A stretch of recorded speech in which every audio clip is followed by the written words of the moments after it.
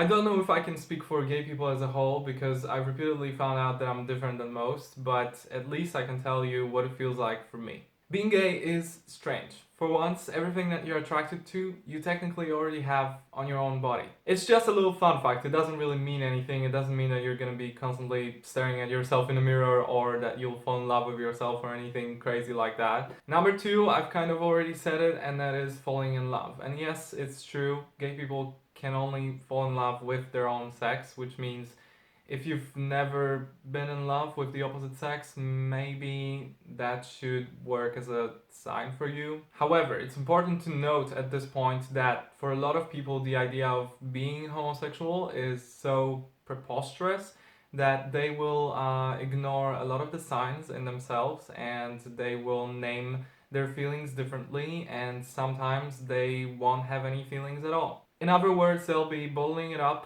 stifling anything and everything, and then it's really bad for the person's health, only they're not realizing that they're doing it. So it would be good to let go of stereotypes sometimes and think, who would you be if you were on a deserted island, for example? If the entire world and your surroundings and pressures weren't there.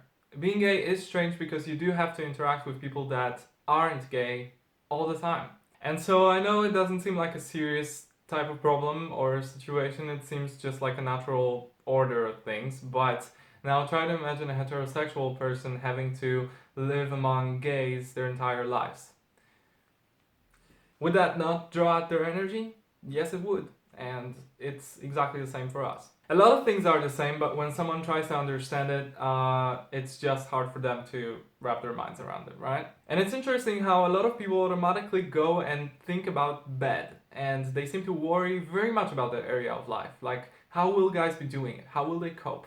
You know, like that's their biggest problem. In reality, and despite the fact that guys constantly use words top or bottom to describe themselves, and I hate those words and I hate the fact that I had to say them right now. It doesn't work like that in practice. Any normal person would never use that to describe themselves because any normal person looks for the relationship, the feeling, and the rest will come into place. Moreover, any normal person would not go around and dance half naked covered in glitter during Pride because Pride has been invented for no reason whatsoever. For most people, it's just fun, but for guys like me, it's a little annoying because at least I don't feel any reason to be proud of anything. I'm gay, you're not, she is, he's not, and that's all there is to it, you know?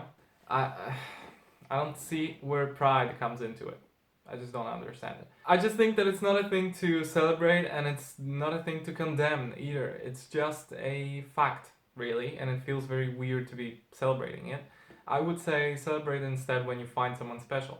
But that's just my point of view. This is probably not the best thing to say, and I can imagine that someone might come after me one day because I said this, but I just want to say that in my view, pride and everything associated with it makes us seem a lot like weirdos to a large number of population on this planet, and I just want to point that out, okay? Because we seem to have forgotten that a large number of people on this planet is still very, very, very much against us, and it doesn't exactly help when we go out on the streets and we dress like proper crazy people. And yeah, the thing is, gay men are naturally a bit less manly, and lesbians are naturally a bit less girly. But this culture and this way of life does make their differences pop and become exaggerated, and it's a little bit unnecessary, you know? Just a little bit. Just a little bit. Just a little bit. You should express yourself, granted, but there's no need to walk around with an ostentatious hair color or piercings or tattoos and a rainbow flag everywhere. I'm not hating, I don't really care, but it just surprises me a little bit that people do it because it doesn't look good. It doesn't make you attractive, it makes you look ugly. So why would you make yourself ugly on purpose? You know? I know that when I say things like this, I'm in the minority of the minority, but that's how we get to my next point, and that is that gay equals lonely. And I don't think it's a concept that I need to explain to anybody because it's pretty obvious. You know, when you're gay, you spend a lot of time with girls instead of guys because it feels more natural and that's how you form friendships. Spending time with guys also feels natural as long as they're older or ugly or utterly annoying, and it gets a little harder when they're not. Can you have a friendship though? Yes, you can. You definitely can. Even if someone is right up your alley, although that gets hard, of course, but you can because you being the gay guy would never make the first move on someone that you consider to be heterosexual. And even if you have doubts about someone, you wouldn't do it in an awkward way, or you would just ask them a question, and preferably not when being alone, and probably not in person too. But yeah. Now, one last fun fact, probably the funniest and the most unspoken thing too, and that is locker rooms. You do realize that you get to go change and you'll see some naked bodies, right? And it feels a bit like spying, but I think it would be even weirder if gay people went to the change room with the opposite sex. I think that would be even worse. So, because then a lot of men would pretend to be gay just to get to the change room, so no. For now, this perk will stay with us. And it's a good perk to have, considering that we still have to fight with people that claim things such as Adam and Eve is the way to live, you know.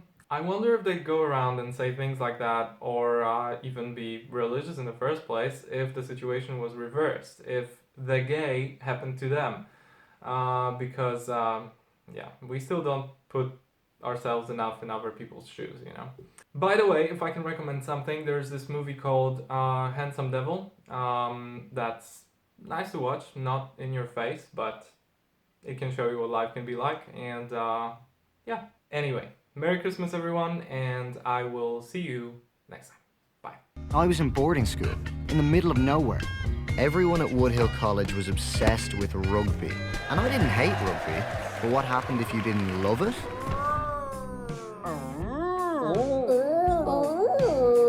I was persecuted daily. Press fast forward, press rewind. Either way, I just don't wanna be here right now. That's the guy who changed everything. Reveal to me who you are, if you dare. Everyone, this is Connor.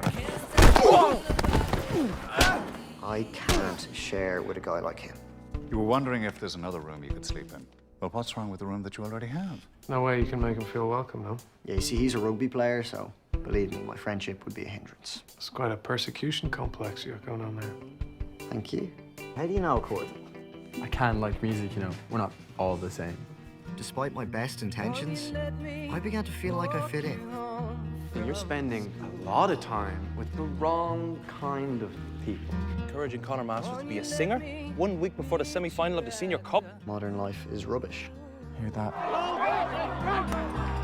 I want to go see my friend. He is not your friend. We all have one thing we're ashamed of. One moment so embarrassing, we don't think we'll ever get over it. Connor's gone missing. You spend your whole life being someone else. Who's gonna be you?